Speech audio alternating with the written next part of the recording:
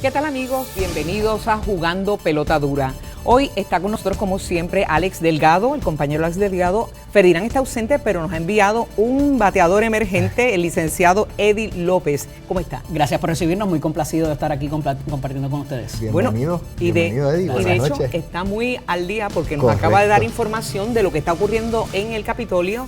Ya hay una legislación, por lo menos en una de las cámaras. Una de las cámaras, en la Cámara de Representantes, se votó sobre el proyecto de revitalización de la Autoridad de Acueductos y Alcantarillado y fue aprobado 35-10, es la información que tengo. Con minorías. Así que aparentemente la parte de la minoría brincó bando y votó a favor. ¿Qué es la revitalización de la corporación? Lo que se aprobó, ¿qué es lo que conlleva? Pues mira, es algo más administrativo, a diferencia de, por ejemplo, el de la Autoridad de Energía Eléctrica, que entra más en la operación y otros aspectos también de lo que es pues las emisiones de bono y este tipo de cosas, que va a ser bien interesante porque crea un tipo de junta quizás paralela a la junta de gobierno que tiene la corporación pública, y hay que ver entonces cómo Pero eso es que crean una nueva corporación para, como las demás no pueden emitir deuda.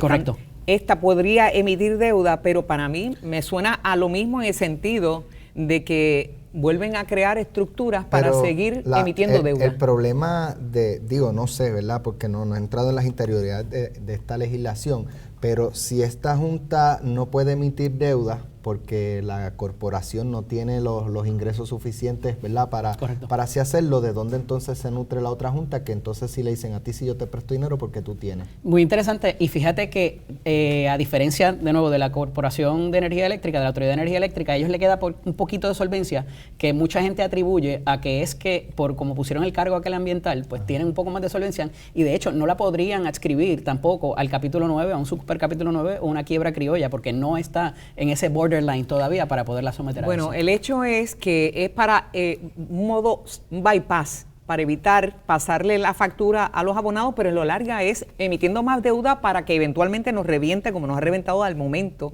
energía eléctrica. En acueductos las cosas están bastante difíciles. Sí. Ya el día de hoy, el Nuevo Día, no sé por qué Lázaro ha hecho una investigación aparte de la que surgió luego de la erradicación de cargo contra Naudi y funcionarias de acueducto, y supuestamente les ha llegado información nueva que abre más investigación sobre ella, sobre la vicepresidenta de acueducto, que es Falcón, Ivonne Falcón, y la otra es Sonia Barreto. Sí.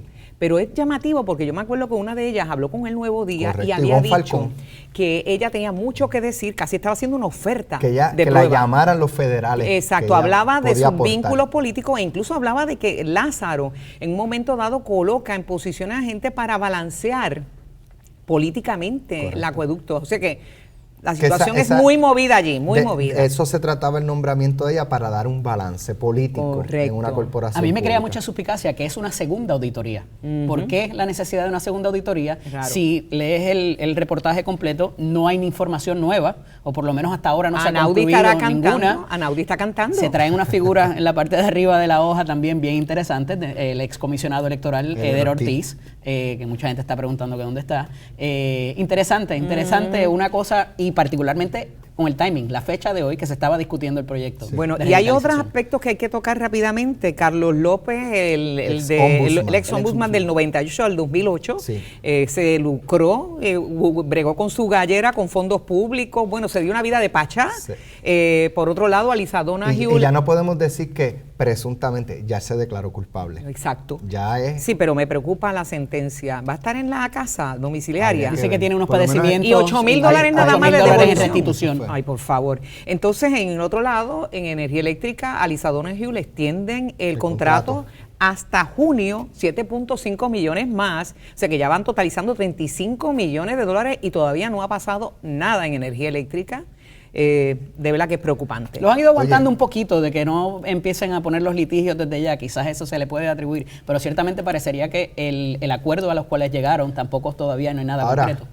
Como un preámbulo para la primera entrevista del día de hoy, el doctor Ricardo Rosselló propuso que si se convierte en gobernador de Puerto Rico, eliminará la educación, el currículo de perspectiva de género en las escuelas públicas del país. Así que ya hay otra propuesta del doctor Pero Rosselló. fue más lejos. Es curioso, hasta el lenguaje cantinflesco dice que no le va a conceder derechos a la comunidad gay más allá de lo que otorguen los tribunales. Oye, claro, si ya el Tribunal Supremo dijo que tienen un derecho fundamental al matrimonio, ¿qué puede hacer aparte de unirse a Pérez Jiménez, esperar que lo desautorice Boston, ¿no? Me parece un poquito cantinflesco y es jugar un poco el lenguaje de candidato porque su papá está en el otro lado, en el lado contrario. Sí, pero eso sería lo hizo rodeado de pastores evangélicos. Y si la lo pone fórmula mesiánica. En tiempo y Sí. espacio, con las expresiones pasadas del juez Pérez Jiménez, también no puede sacar una cosa de la otra. Me parece que O sea, que fue un vamos a ver escogido qué dice nuestra invitada de interesante. hoy sobre esta fórmula, la fórmula del Mesías, ya estrenada por su señor padre, Pedro Rosselló, que era católico y evangélico. Y que el cardenal, ¿cómo está? María de Lourdes ustedes? Santiago, Buenas tardes, senadora. bienvenida, candidata a la ¿Cómo ustedes? gobernación por el Partido Independentista. Me gustaría rápido una reacción suya a esto. Primero, todavía sí persiste el discrimen contra las comunidades LGBT. En Puerto Rico todavía es legal el discrimen por razón de identidad de género en acceso a lugares públicos, en transportación, en vivienda. Es una cosa bastante retrógrada y primitiva, pero estamos pendientes de que se apruebe mi proyecto 1139. Están asuntos pendientes en el Senado que cerraría esa brecha. Sobre la perspectiva de género, aquí se ha querido generar unas confusiones absurdas. De lo que se trata perspectiva de género es de llevar a los niños y niñas a desbancar esas nociones que todavía persisten de que el papel de la mujer debe ser uno sumiso, limitado, encasillado en cierto tipo de tareas. De eso es que se trata perspectiva de género y de reconocer que la equidad, más que la igualdad, la equidad se tiene que dar en atención a Pudiera realidades revivirse biológicas quizás sociales, como las que dan espacio a la ley de madres obreras, a la licencia de lactancia. Esos son temas del género. Capacitar. ¿Cómo uno puede estar en pudiera contra de eso? revisarse nuevamente el debate, ¿verdad? Revivirse de aquello de los uniformes, de los libros de texto. Quizás eso volvería a crear controversia.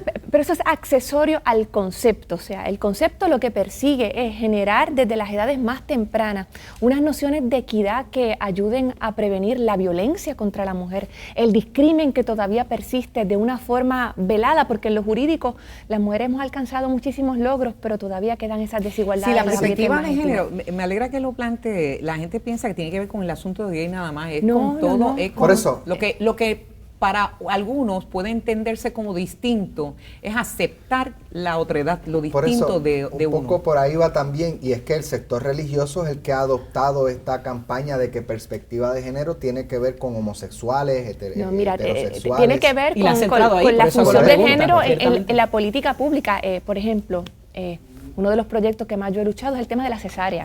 Eso es un asunto de perspectiva de género, ¿verdad?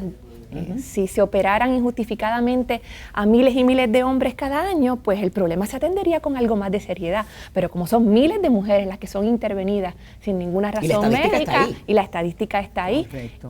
pues entonces el tema se deja un poco al lado. De hecho, ahora mismo mi proyecto sobre cesárea lo está deteniendo una mujer en la Cámara de Representantes, así que la perspectiva de género no siempre está garantizada si es una mujer la que está a cargo del tema. Pero el hecho de que un científico, porque el doctor Rosselló, Ricky Rosselló, es un científico, haga estas posturas como una especie de guiño al sector pentecostal fundamentalista, ¿qué le parece? Me parece que es una forma equivocada, ¿verdad? Digo, a menos que sea, si eso es lo que él genuinamente tiene en su corazón y si le inspira genuinamente el discrimen, pues ya eso es un asunto moral, ¿verdad? Es muy íntimo, muy particular de él. Yo quisiera pensar que como país hemos superado a nivel mayoritario ese tipo de pensamiento bastante... Bueno, a mí me gustaría, no sé si... Está el tema de energía eléctrica de Lisa pero- Donahue, pero creo la que- extensión del contrato pero- es importante. Exacto, pero también está lo de la Junta. La Junta de Control Fiscal, el tema sí. obligado. Y ya parece que hay ya lenguaje bastante claro del enviado de Paul emisario. Ryan, Sí. señalando que Sensenbrenner. es la Junta de Control Fiscal o nada. Y no esperen nada más. Porque hay unos sectores que están reclamando que si viene la Junta debe venir con propuestas también de desarrollo económico. Y llama la atención también hacia el costo del de los litigios que pudieran redundarse en la reestructuración. Me parece que el tema de desarrollo económico es fundamental. Mira, aquí nadie puede hacerse más inocente de la cuenta. La Junta se va a nombrar para proteger los intereses económicos de los Estados Unidos, no es para ver si los nenes en Jayuya tienen libros en la escuela elemental o si atendemos los problemas de infraestructura vial o si hay dinero para la reforma de salud. La preocupación es cómo se le paga o cómo se minimiza la pérdida que pueden tener ciertos sectores económicamente muy poderosos en los Estados Unidos. Y una de las cosas que nosotros hemos señalado, el Partido Independentista ha hecho una propuesta de declaración de impago como desafío político, no solamente como una estrategia fiscal, como desafío político, porque esto no es un tema privado entre Franklin, Oppenheimer y el gobierno de Puerto Rico. Aquí hay un tema esencial de política pública, aquí están los resultados de décadas y décadas de coloniaje y los Estados Unidos tienen que asumir su parte. ¿Qué es lo que ha dicho el congresista republicano? Desarrollo económico no. Partidas para desarrollo económico no.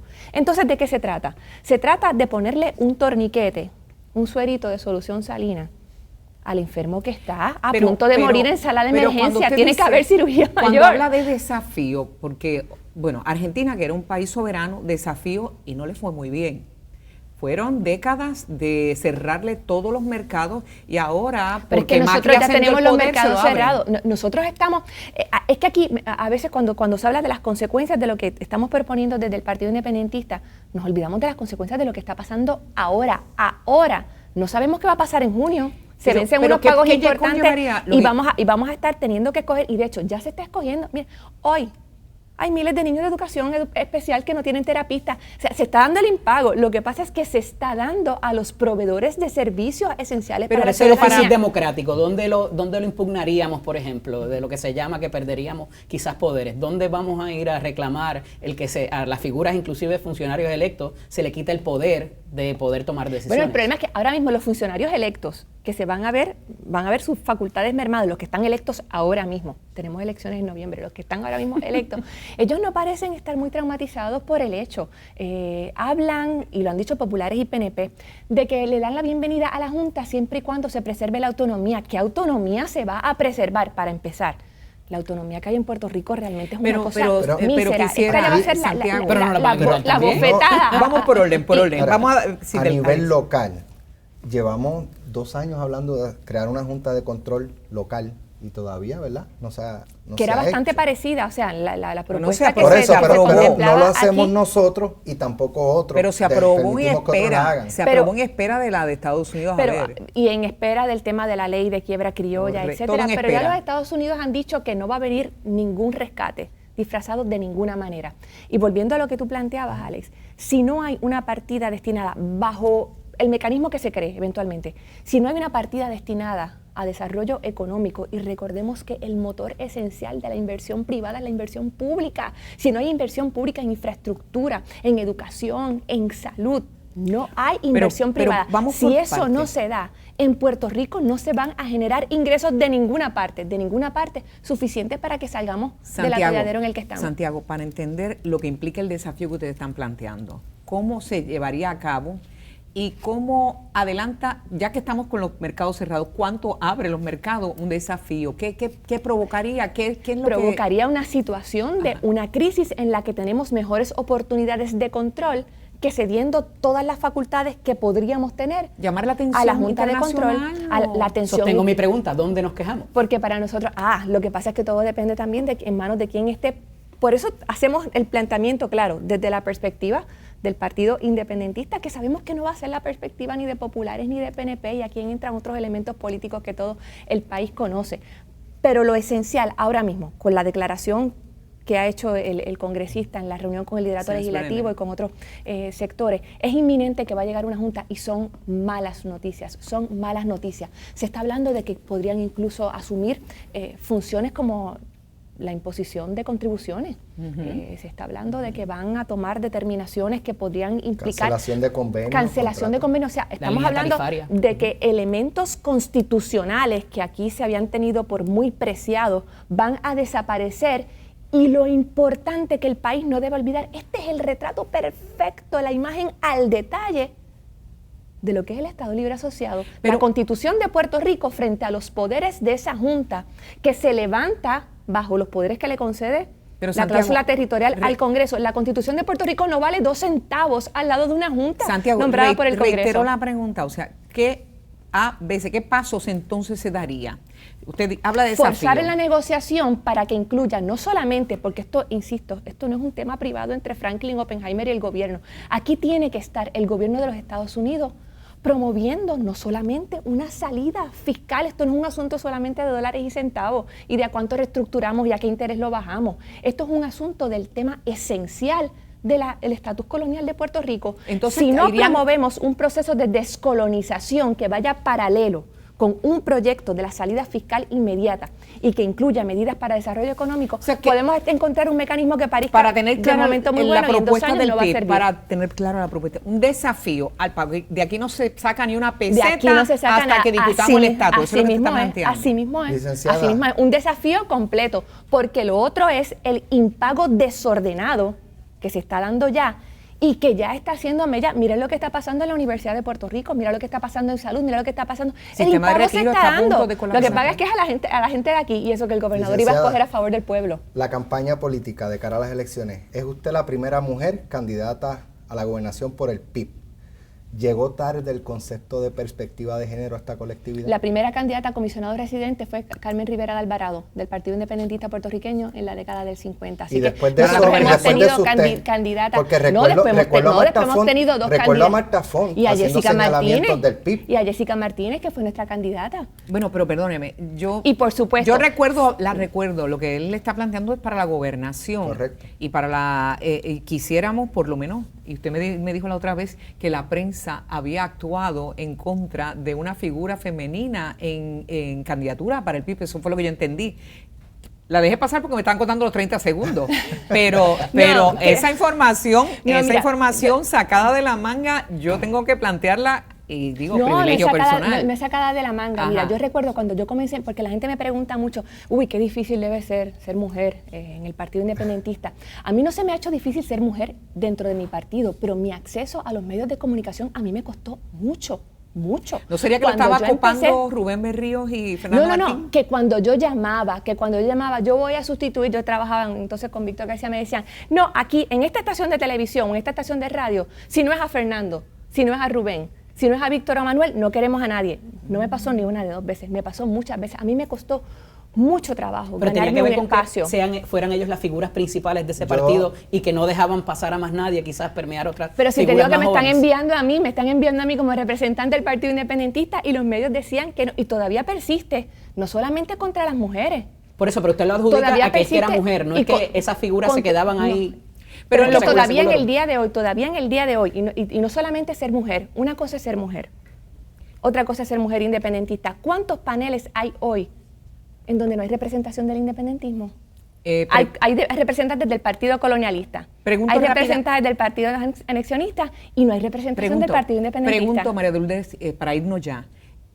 Que usted ascendiera a la candidatura no tiene que ver con la prensa, tiene que ver con los movimientos internos dentro del PIB. Es la primera vez que el PIB decide que una mujer emerja a la gobernación. ¿Y cuál es el problema con eso? Bueno, por eso mismo, en lo que está planteando él, esa pregunta... En el 2016, es que ustedes creen que más gente habría votado si hubiera habido por primera vez. Bueno, y en el Partido No Progresista todavía no la por tienen. Por eso, pero el PNP resolverá su problema en algún momento, pero estamos hablando ahora con el PIB. Y yo creo que hay que celebrar que sea la ocasión en que una mujer fue la primera mujer senadora, a pesar de que tenemos candidatas para todas las posiciones. O sea, no es que el PIB no tenga candidatas mujeres, es que el PIB hace la oferta de tenemos candidatas a alcaldesa, a representante, a senadora. Si el tema del género fuera el esencial, ¿por qué es que no están electas las candidatas que tenemos en todo Puerto Rico? Bueno. Y de hecho tenemos, para aclarar, en 1% superior al de los otros partidos. Y sin embargo la gente no solamente que son mujeres, que son las mejores, y la gente termina votando por hombres de capacidades inferiores porque son privilegio populares y PNP. Personal. Hace falta más mujeres capacitadas en todos los partidos y en el gobierno. Vamos ahora a la pausa, amigos, pero les anticipo, gracias, senadora, les anticipo que vamos a volver con Carlos Javier Sánchez, director del Instituto de Investigación y las Encuestas de la Universidad del Turabo, en breve.